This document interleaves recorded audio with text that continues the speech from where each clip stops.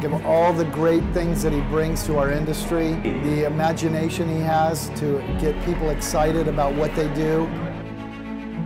Let's get into it. So, is this topic that we're talking about, future disruption, is it really, really that important? To me, it is the utmost importance. But think about if the Taxi Cab Association had 8 years ago, someone had listened and said, you know what, the technology's there. We could own a thing called Uber if we really tried. So my question to you is, what does your radar screen look like with your board?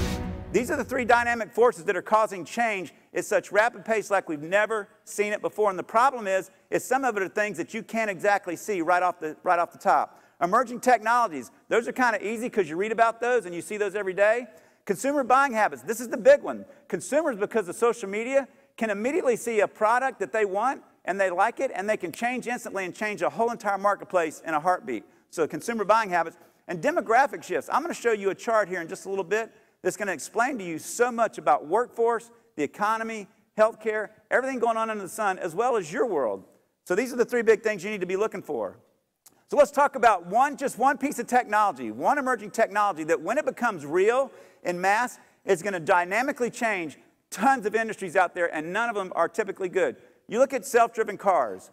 That sounds good. I would love a self-driven car. I hate driving. My wife loves it. I hate it. If I could just get in a car and go take me to work, and I could work or look on my phone or call my kids while I'm doing it, I would love it.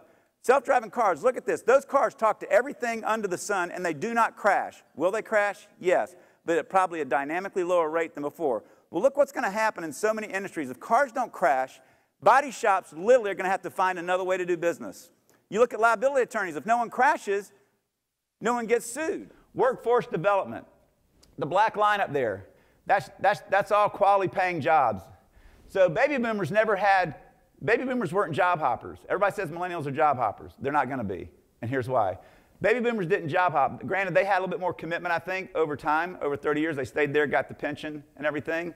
But there was more baby boomers than there were qualified jobs to fulfill. So there was always a couple of people that got laid off that had a resume and were looking for a job. That's not happening today.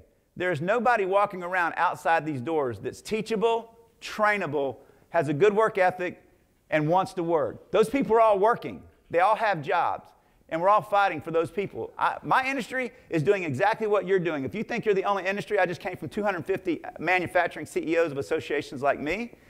Every single one of them, the plastics, the chemical, the wood, the piping, the composites, the non-ferrous, they're all doing the exact same thing. So I'm telling you, the Go Build thing, you need to hone in on that, and you need to support that with all your might. All your might, because there's a program like that all around the country in every industry, and the one that really stays on it and puts the funding behind it and gets into these schools and gets the younger people, that's where they're going to come out and work when they get out of it. So you need to put out, because remember, every industry, even the eye doctors, I did this for the eye doctors, the optometrists are doing the same thing you're doing. Why? Because they can't find good people. The CPAs can't find good people. So you're not in this alone. So don't think that you're going to go out and use this Go Build thing and then they're going to come. You got to partner and have a plan and go forward. Because workforce development, we got a 10-year problem. The millennials are 10 years from all of them getting in the workforce. So we got 10 years. And my question to you in their world, you need to ask your construction members, how are you going to grow your business 40% in the next 10 years without very many new hires, quality hires? That's a problem for every industry out there. So good things to be known in the workforce development. This has ramifications to so many industries in here, it's not funny. And they're not good for many of them. Today, we're going to see more change between now and 2020 than we've seen in the previous 10 to maybe 20 years before us. So the future is running at us faster than ever before. Used to 10 or 15 years ago, the future was out there. And we used to sit here and could sit here and watch the future, and we could walk gingerly towards the future. Uberization is the implementation of a new technology, a cheaper way, a faster way, a more efficient way of doing business. It's happening in every industry. I've done this talk so many times, and every single industry has an Uber arriving on the scene in their industry. So it's imperative that you keep, if the top execs in the world are worried about that, it's imperative that everybody take a look at it and be looking around and looking fast. He approaches everything that he does with incredible passion. Tom Morrison has the energy that gives people energy to make decisions in their lives.